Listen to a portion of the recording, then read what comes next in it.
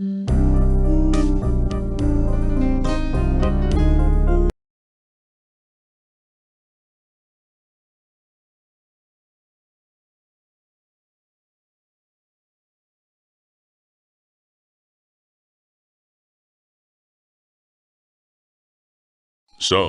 they found it again, have they?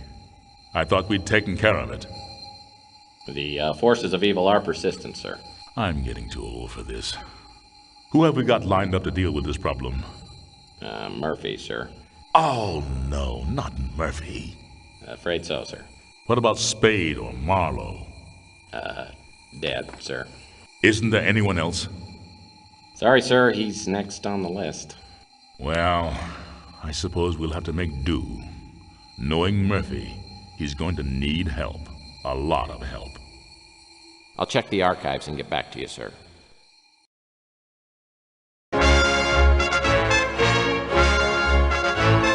News of the day. As the Second World War enters its final days, Allied forces are on the march. The troops of the Western Alliance are occupied with the dangerous duty of ferreting out the remaining pockets of Nazi resistance. The storming of Berlin has crushed the heart of German opposition and sent remnants of the Fuhrer's troops scurrying into the dark reaches of the Black Forest. The Germans have vowed to fight to the last man in their quest for world domination. But their days are numbered, with Adolf Hitler dead and the once dreaded SS disbanded.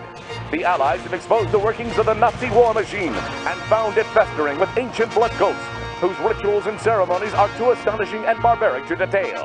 Allied forces will not rest until the last cult member has been revealed and captured.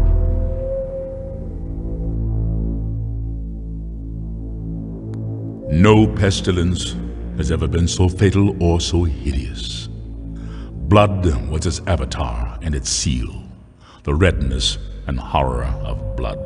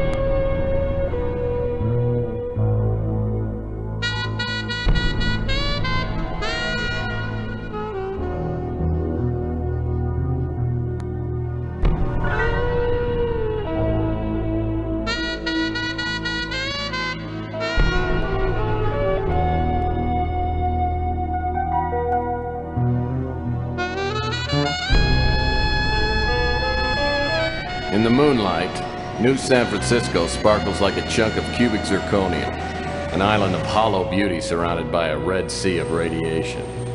5 million souls drowning in gamma rays.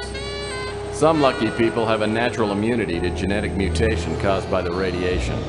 I'm one of them. Most of them live in the new city, but I don't.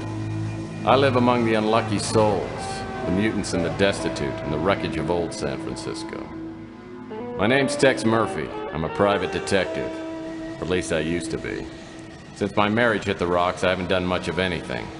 I went out tonight for the first time in a week, but all I ended up doing was spending the last of my money on a bottle of cheap bourbon.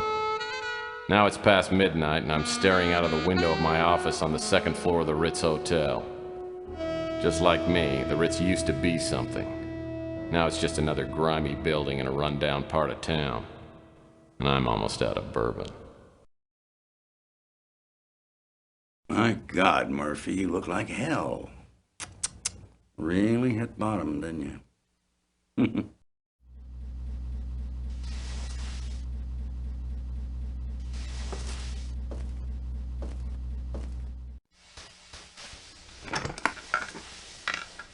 Oh, I usually don't look this bad.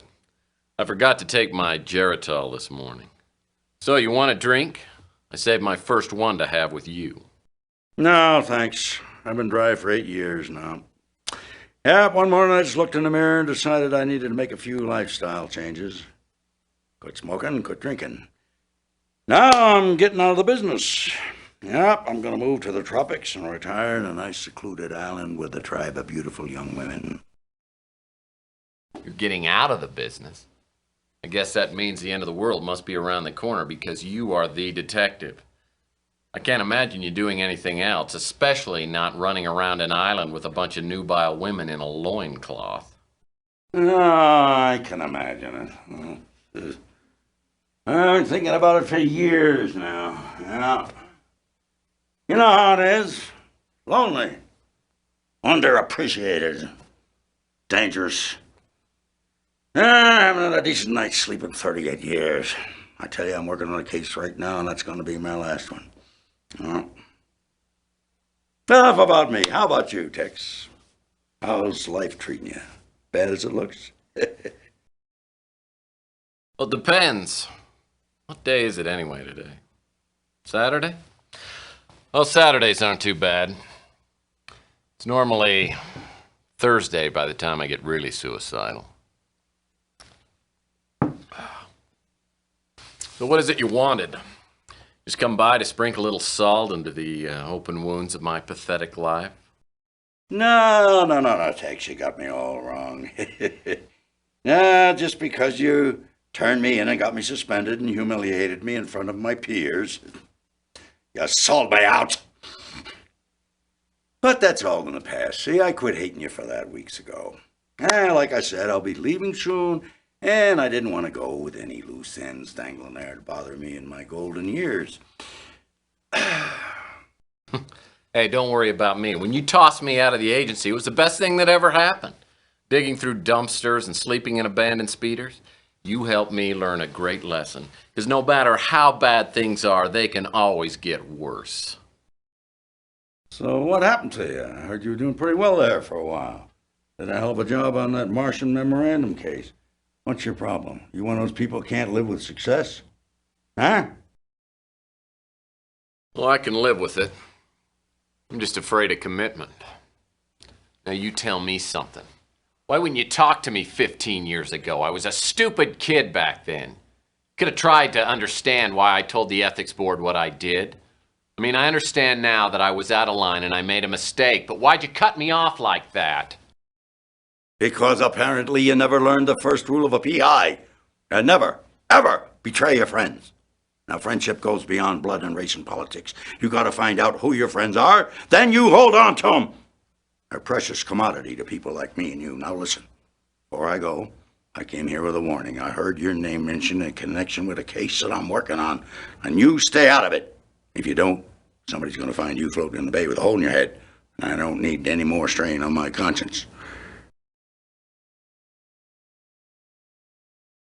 You know, frankly, I'm pretty insulted.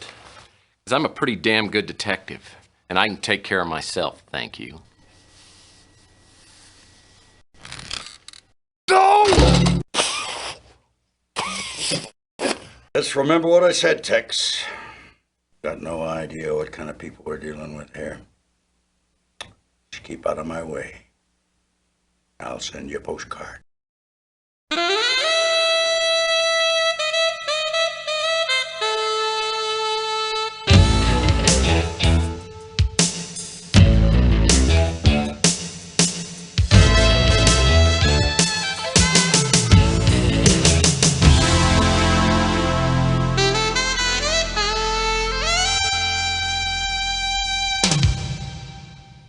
So last night, after 15 years, the colonel walks into my office. It made me take a good hard look at myself. Maybe I have hit bottom, and maybe I do look like hell. Lord knows the only exercise I've had lately is tipping the bottle and flipping cards into my hat. I gotta find some work. Contrary to what the Colonel might think, I'm as good a detective as he ever was. Now I just gotta prove it. I'm gonna scare up a job today, even if it means finding somebody's lost puppy.